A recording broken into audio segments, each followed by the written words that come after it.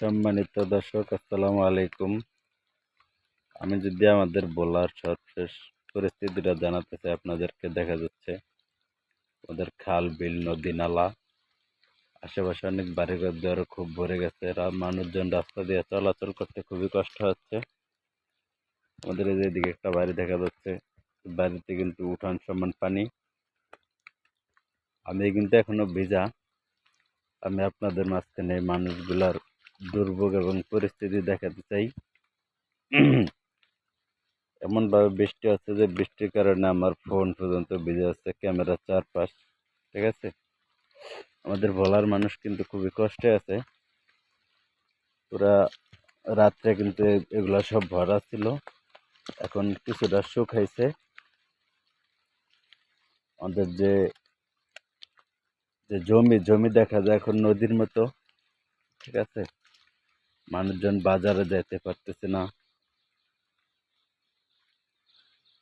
বাড়ি থেকে বের হতে পারতেছে না। টিপ টিপ বৃষ্টি পড়ে, বৃষ্টির ভিতরে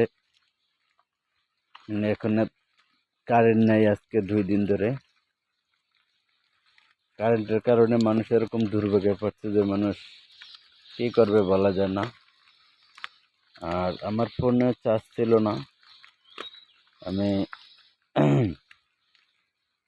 আইপিএসের মাধ্যমে ফোন চার্জ করছি। ফোনে চার্জ বেশি নাই। তো আমাদের দক্ষিণ মেদুয়ার পরিস্থিতি জানানোর জন্য আমি আজকে ঢুকলাম। তো যারা যারা আমার ভিডিওটা দেখবেন অবশ্যই শেয়ার করে দিবেন। আর যদি মনে হয় আমি একজন ক্ষুদ্র ইউজার, আমার চ্যানেলটা সাবস্ক্রাইব করে দেওয়ার জন্য সবার কাছে বিনীত অনুরোধ করা রইল।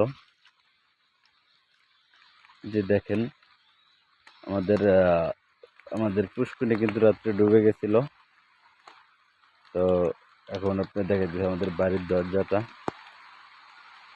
যে মানে খুব করুণ হাল। পানি কিন্তু এখনো কমে নাই। এই যে যদি পানি দেখাইতে যাই, ঠিক আছে, এই যে বৃষ্টি কিন্তু হচ্ছেই। সেই আজকে 2 দিন ধরে বৃষ্টি কোনো কমাকমি নাই। এই যে পানি, ঠিক আছে, পানির পরিস্থিতি হাঁস মুরগি শুধু একমাত্র হাঁসগুলাই বের হইতে পারতেছে, এছাড়া আর কিছু বের হচ্ছে না। আর ইতে, ঠিক আছে, যে সামনে দেখাচ্ছে আমাদের যে পুষ্কুনি, এই পুষ্কুনির মাছ কিন্তু সব চলে গেছে। আমাদের বাড়িতে ঢুকতে কিন্তু মাঝার সমান পানি ছিল রাইতে, এখন পানি